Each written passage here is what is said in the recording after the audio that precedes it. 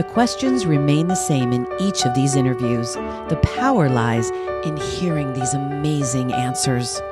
My name is Tony Reese, and it is with a great privilege and honor I present to you this installment of My Life Lessons, showcasing senior adults. Hi, and welcome to My Life Lessons, showcasing senior adults. And today, my guest is Dr. Richard Baumbach. Richard, welcome to the project. Thank you. So take a moment and tell us a little bit about yourself.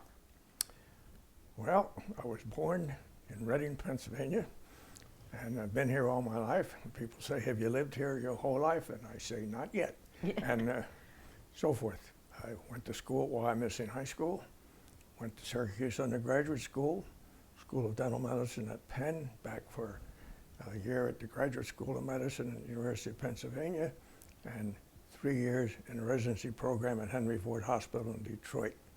And I came back here to practiced here most of my career, although I did go with a good friend of mine from school for the last 12 years. I was going to retire early, and he talked me into it down in Norristown and Lansdale, and I'm happy I did, because we hit it off very well, not only as friends in school, but later in practice. And the practice was oral surgery. Well, thank you so much for showing up for the project today. Let's go into the questions. How would you define a great life? Great life to me would have very multiple answers. Number one,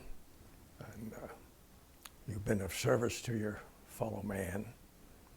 You probably have a belief in some deity of some type. You certainly, I think most rewarding to me has been a family. I have 3 boys, of course, no longer around here. They're 60, and 57, and 54, so they're on their own. And we had a lot of fun growing up as a family. We got along well.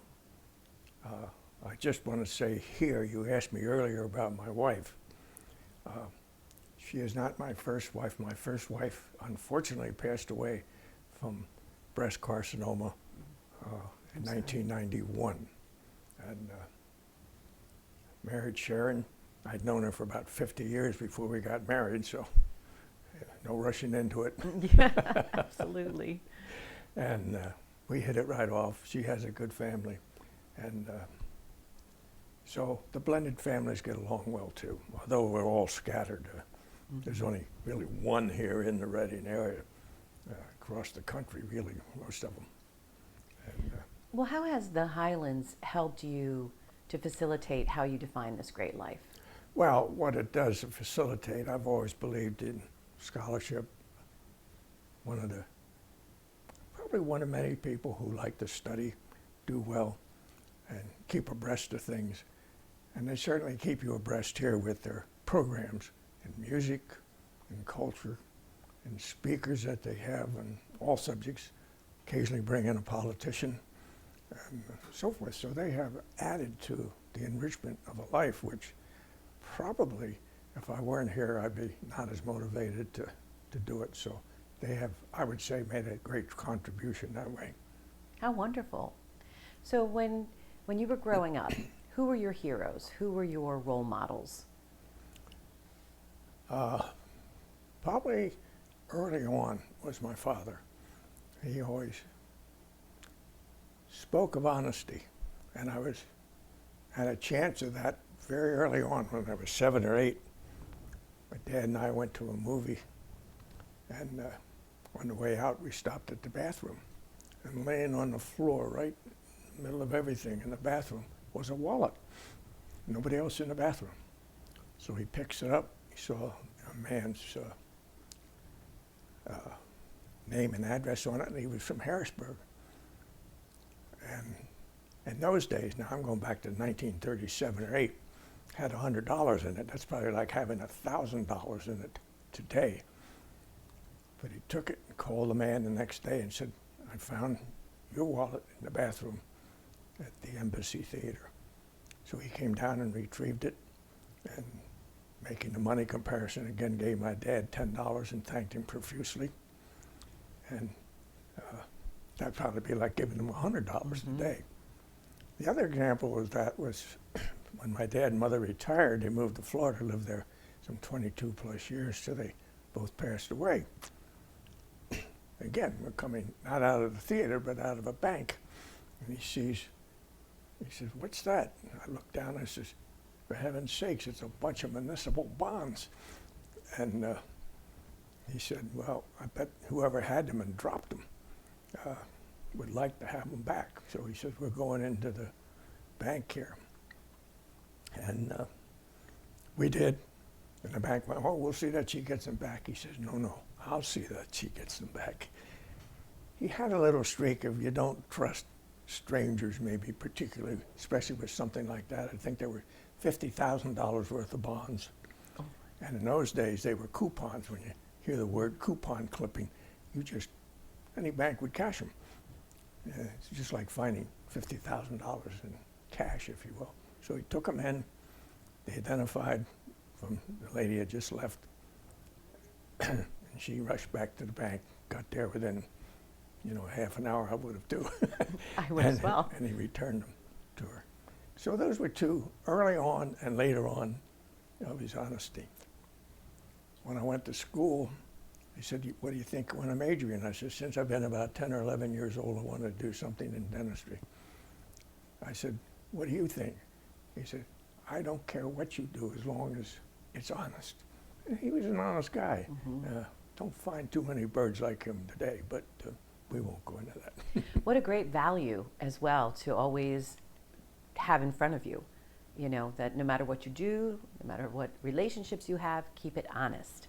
So I can understand that must have been he must have been an amazing role model for you. Anyone else that was a hero? Well, if you want to go to sports, in my day, it was Lou Gehrig, Babe Ruth, and people like that. And those guys didn't make $10 million a year. He's laughing.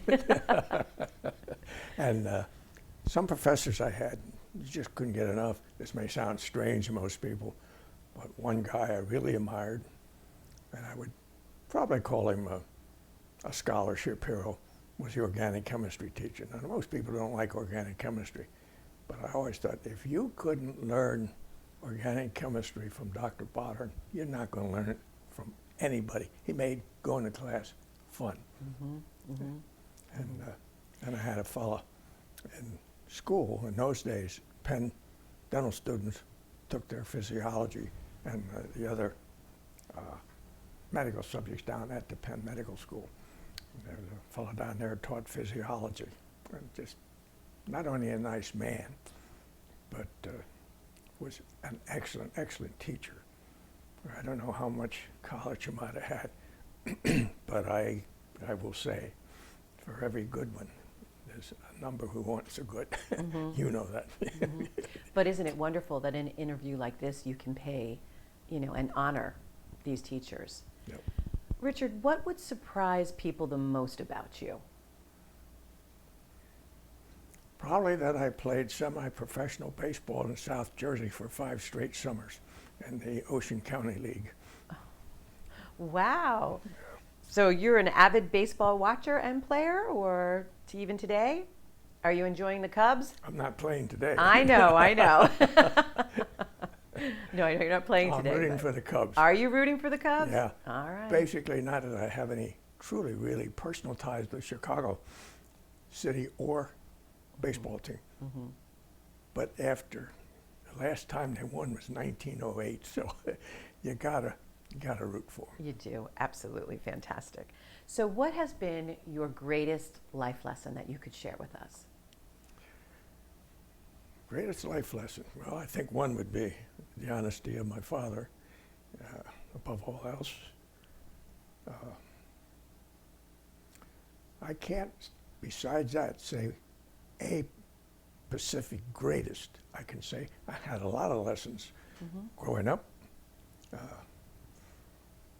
playing with kids, going to school, high school level, going to college. There's always something new to learn, and some of it good, some of it bad, but that's the way life goes. I can't say there was all an epiphany that I experienced. The life lesson of your father's honesty. Can you give an example of how you paid that forward and put that into practice in your own life? I put that forward, I think the greatest. And when you're in a practice and serving the public, or anybody who serves the public in any capacity, you soon find out there are good people in it, bad people. I don't mean practitioners, patients. Some will get work done that could care less about you getting paid. And but I always kept the motto, and even had a copy of it on my desk, as I would not cheat him, I hope he doesn't cheat me. And so I would say that's, but there's other things. I admired our minister, going through confirmation and so forth. So I had a lot of heroes who I would think helped shape me as I went along. What does love mean to you? Love is a very interesting thing, because if you use just the American definition, most commonly used, you probably think of husband, wife, children, family, maybe. It extends beyond that. I've always kind of used the Greek model. They define love in about 4 different types. Eros, which is erotic love, which they admit can get out of hand. Philia, brotherly love, like the word Philadelphia, brotherly love. And you have another one in there. It's called Lud. That's, believe it or not, kind of translates out as a good time. There's nothing wrong with having a good time. Again, they always modify it, as long as it doesn't get out of hand. So I would say, to me, the love of family has been the strongest thing, and with my wife. Fortunately, both marriages have been very strong, very good. So love to you means your family. I'm sorry? Love to you is about your family. Well, a little more than that, because I used the word philia, love of mankind. So I like that clarification, because that's very big and very important. Very important. Yep. What would you like to be remembered for? Or how would you like to be remembered? Well, in the long run, we're probably a speck of dust in the universe, so I don't get too wound up in that. Probably to my family, as basically a good man, and try to do the right thing by them, by society, and so forth. So I truly, really, I knew you were going to ask that, because Well, it's important. Carly gave me some of the questions. Right. And it's important because people who are listening to you and watching these interviews, a lot of people think of how they want to be remembered, and it's a legacy after they're gone. Yet there's a living legacy. And, we walk the talk a lot. And so being thought of as a kind, caring person that does right by others, I would imagine you walk that talk. I do, basically, yes. Yeah. So thank you for sharing your wisdom with us today, and thank you for taking time out for this very, very special project. You're entirely welcome. Enjoyed it. Thank you.